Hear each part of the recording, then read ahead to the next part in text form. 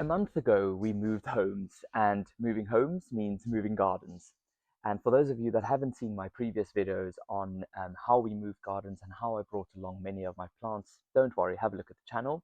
Today's video, I really just wanted to have a candid conversation about, I guess, the overwhelm that one experiences when moving gardens. And if you're a bit like me, and you know you have limited time in the season, because for those of you that don't know, the UK offers wonderful summers, albeit rather short. Um, I want to get stuck in, I want to plan, I want to design, and I want to make improvements that I can see and visualize within a good number of weeks or months. And that does lead to quite a significant level of feeling overwhelmed sometimes, simply because not everything is doable in the short to medium term. There's a lot of landscaping that needs to be done, potentially, borders to be built or widened, plants to be removed, um, other plants that might need to be planted. And so I often look at this garden, and we've been here 4 weeks now, and I've been observing the changes in it, how the light levels change, how um, when it's a little bit colder, which parts of the garden have those sort of microclimates and things like that, and where in the garden it's really dry, where the soil needs to be improved. And you look at it and you think, I really don't actually know where to start. And that's what I'm feeling a little bit at the moment. I will give you a quick overview of the back garden where I'm sitting at the moment in a bit, and take you along on this journey as to how this garden will develop. But my thinking this morning was to just sit down and have a candid conversation about it. Perhaps you find yourself in a similar position where you have moved homes and gardens, and you've looked at the garden thinking, where do I even begin?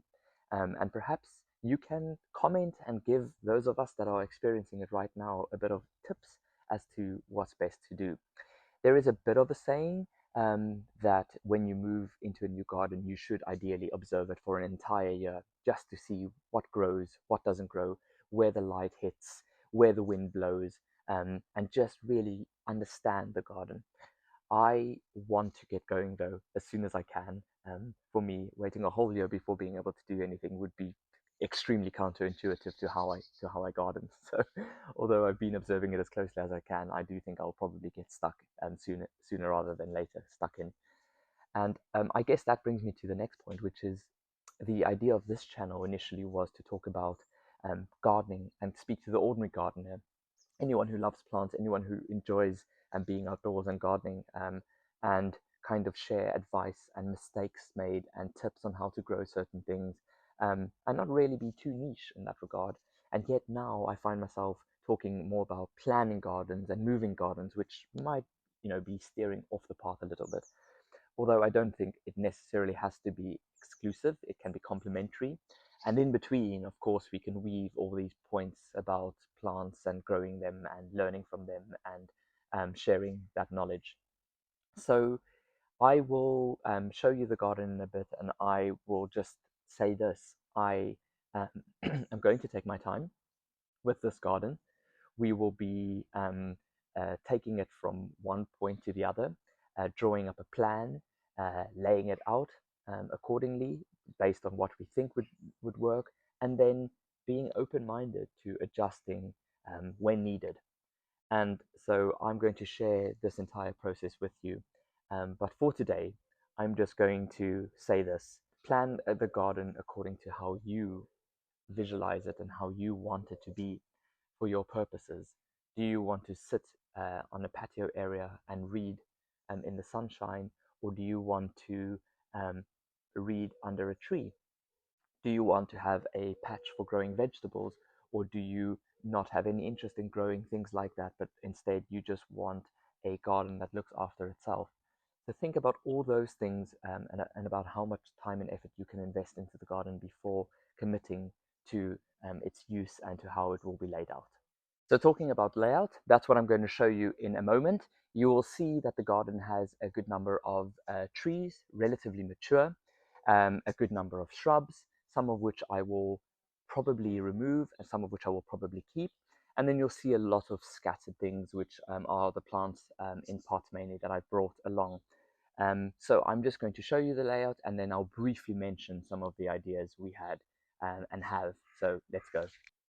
So starting towards the very left of the garden, we have this mature shrub, and although we've air pruned it to remove all these leaves, we might eventually just remove the whole thing. So this board on the very left, before you hit the patio area there, um, definitely needs to be widened, and the swirl will need a lot of improving. And then there's this lovely patio area, which is where I was sitting earlier. This we will probably square off just to make it a bit more user-friendly. There's Aslan, our ginger girl. And then to the right of this are a good number of mature shrubs, euonymus, Photinia red robin, and this laurel. I think just because they are taking up so much space under this goat willow tree, I do think I will in time have to remove them so that that back border can be widened and utilized a lot better. And over to the shrub, not shrub, the shed, that will probably stay in place. We'll probably add a greenhouse to it. And then we've got this side of the garden, which receives a lot of shade. So in time, we will probably have to build some raised beds and see how well this area does for vegetable growing. And over to this patio area, which leads into the dining room. This will probably be an area where we can put a barbecue and surround it with loads of terracotta pots containing Mediterranean plants and herbs. So that should be quite nice. And then we have this area touching the kitchen, and there's Christopher, my partner, and this we will also widen and place furniture and in time ornamental pots containing all the plants that we would like to grow. So as you can see, it's not a massive garden, but it certainly does allow for a lot of changes to be brought about. The bit of lawn that I didn't really show you, which is what I was walking on as I was circling around the garden, we plan to build a central raised bed. And of course, that will take a lot of resources, a lot of materials, and planning really in terms of what plants we want to put in there. I think our approach to this garden is going to be to use it as much as possible because we love entertaining people and we love hosting. So wherever we can fit in, a space to prepare food, but also to grow as much as possible because, yeah, I'm a firm believer of having a garden full of plants. That's really why you want the garden at the end of the day. So this is step one. Step one is the thinking process. Step one is sort of getting a visual, albeit mentally. The next step will obviously be to try and get it down onto paper or onto the computer, which I'm sure my partner will be absolutely delighted to do, being the computer whiz that he is.